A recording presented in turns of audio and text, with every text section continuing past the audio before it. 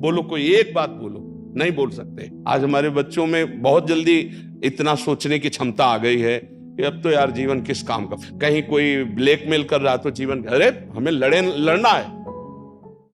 ये जो बच्चा बोल रहा है कि हम भयभीत हो जाते हैं, हम शोकित हो जाते हैं, हम आगे, ये नकारात्मक सोच ही तो है। क्यों है? क्योंकि आधार नहीं है। आधार हो तो फौरन उसकी काट है। भगवान है ना, प्रभु है ना, ऐसा कैसे हो सकता है? हम उनका भजन करते हैं, हम उनके आश्रित हैं, ऐसा कैसे हो सकता है? महाराज जी, ये तो सोच रख लिया और इससे हम पार भी हो गए। महाराज जी, फिर जब असफल हो जाएं उसके बाद हमारा क्या मान्यता रहनी चाहिए? सही बात पूछो तो जब आप ऐसा करोगे तो असफलता में सफलता का ही आनंद अनुभव में आएगा। सकारात्मक सोच ही जीवन का सुख है। नहीं तो दुख और सुख और जय और पराजय ये टिकाऊ नहीं है। जैसे दिन टिकाऊ नहीं है, ऐसे रात टिकाऊ नहीं, ऐसे सुख टिकाऊ नहीं है, ऐसे दुख टिकाऊ नहीं। कोई सदैव विजयी नहीं रहता, कोई सदैव हारता नहीं, कोई सदैव सुखी नहीं रहता, कोई सदैव दुखी नहीं रहता।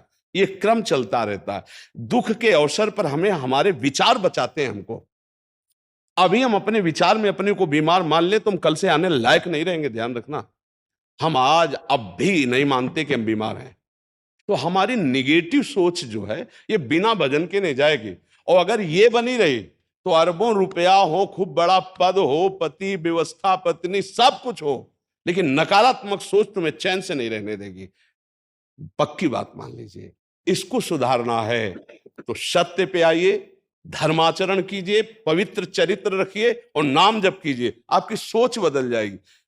देखो, आपकी सोच अच्छी है तो आप थोड़ा कम पैसे वाले भी है ना, गरीब भी हैं, तो मस्त रहेंगे। सोच सही नहीं है तो चाहे आपके पास अरबों रुपया हो, आपका जीवन नरक जैसा रहेगा, क्योंकि आपकी सोच अशांति, कलह, नाना प्रकार की वासनाओं में, खेल में फंसाकर आपको नष्ट कर देगी। तो हमें लगता है कि बिना अध्यात्म के चिंता, भय, शोक इसका दूर होना बहुत कठिन है। नाम जप करो, चरित्र पावन रखो। आज प्रायः चरित्र को हम नहीं सुरक्षित रख रहे। ये समझ लीजिए कि चरित्रवान के पास ऐश्वर्य चरण चूमता है। चरित्रहीन चाहे आप जितना धन एकत्रित कर ले, शांति और सुख का अनुभव नहीं कर सकते। अब ये बात शास्त्र की और संतों की मानना स्वीकार करो तो अभी आनंद की अनुभूति हो जाए। हमारा चरित्र देखो, हम राम चरित्र गाते हैं।